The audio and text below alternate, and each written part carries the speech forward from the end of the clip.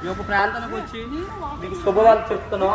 ఈ క్షణమే మీరు అంగీకరించి క్రీస్తు వారిని నమ్ముకుంటే నిజమైన నిత్య జీవం ఉందని దేవుడు చెప్తున్నారు. యేసు ప్రభు వారు ఆయన ప్రపంచాన్ని ఇచ్చి మన కొరకు ఈ ప్రకృతిలోను కాలాలు ఉదయం ఎలాగవుతుందో, రాత్రి ఎలాగవుతుందో, మధ్యాహ్నం ఎలాగవుతుందో, ఈ వర్షం ఎలా పడుతుందో, మనకి యంత్రం ఎలాగ వస్తుంది అన్ని గ్రహించాలి.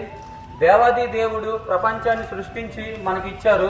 యేసు ప్రభు వారు దేవాది దేవుడు ఈ భూమి మీదకి ఎందుకు వచ్చారంటే ఏదో మీ కష్టాలు పోతాయి, మీ అప్పులు పోతాయి, మీకు సంతోషం ఉంటుందని కాదు, కానీ దేవాది దేవుడు మీ ఆత్మని నరకంలోకి వెళ్ళిపోకుండా తప్పించాలని ఈ భూమి మీదకి వచ్చారు దేవుడు. ఆయన నమ్మి బాప్టిజం పొంది రక్షణ మార్గంలో నడిస్తే ప్రతి ఒక్కరు నిత్య జీవం పొందుతారు. ఈరోజు దేవుడు ఈ ప్రకృతి కాలమే మనకు ఇవ్వకపోతే మన పనులు చేసుకునే విషయంలోనూ ఎంత వెనకబడిపోతామో మనం చూస్తున్నాం.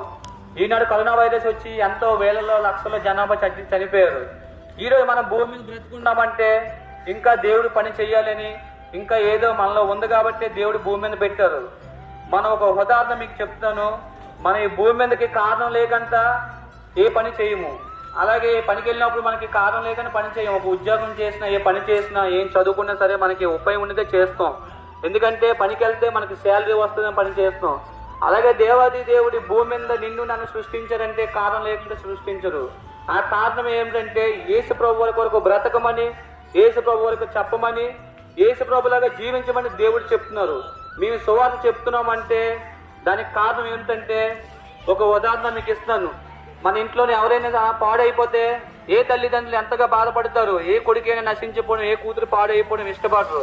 అలాగే దేవాది దేవుడు కూడా ఆయన కొలుకుతో మనం సృష్టించారు కాబట్టి మనం పాడైపోయి నరకానికి వెళ్ళిపోతున్నాం కాబట్టి దేవుడు ఎంతో ప్రేమ చూపించి, కృప చూపించి, దయ చూపించి ఆయన భూమి మీదకి వచ్చి మన కొరకు ప్రాణమే పెట్టారు దేవుడు. అటువంటి ప్రాణ త్యాగాన్ని మనం జ్ఞాపం చేసుకోవాలి. ఈరోజు మేము సువార్త చెప్తున్నామంటే కులము, మతము, ఏ భేదము కాదండి. దేవుడిని నమ్ముకుంటే మార్గము, ఆ మార్గమే నిత్య జీవము, పరలోకం దేవుడు ఇస్తానంటున్నారు. ఆ పరలోకాన్ని మీరు పొందాలంటే ఈ క్షణమే యేసు ప్రభు వారే నిజమైన దేవుడని, ఆయన నమ్ముకుంటే రక్షణ ఉందని, ఆయన నమ్ముకుంటే పరలోకం ఉందని ప్రతి ఒక్కరు తెలుసుకోను. అపక్షమం అనేది ఆయన ద్వారానే ఉందని ప్రతి ఒక్కరు నమ్మితే దేవుడు నిత్య జీవం ఇస్తున్నారు. చాలా మంది ఈరోజు ఇంకా ఒత్తిడికి గురి అవ్వడం మనం చూస్తున్నాము, చింతించడం మనం చూస్తున్నాము, స్ట్రెస్కి గురి అవ్వడం మనం చూస్తున్నాము.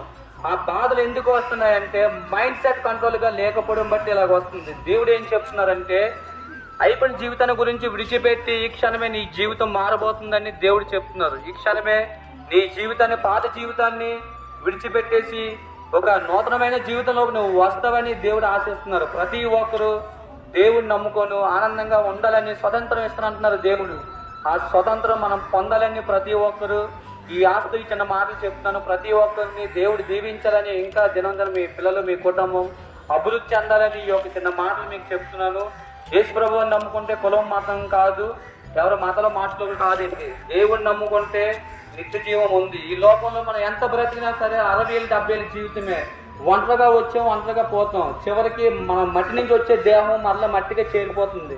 చివరికి ఉండేది భూమి మాత్రమే మిలిగిపోతుంది. ఈ భూమిలో మనం ఎంతగా జీవించినా సరే 60 ఏళ్ళు 70 ఏళ్ళ జీవితం కాబట్టి ప్రతి ఒక్కరు ఈ మాటలపైన ఆలోచన చేస్తారని, ఈ క్షణమే రక్షణ భాగం మీకు వచ్చిందని అంగీకరించి యేసు ప్రభువుని నమ్ముతారని ఆశతో చిన్న మాటలు చెప్తున్నానండి.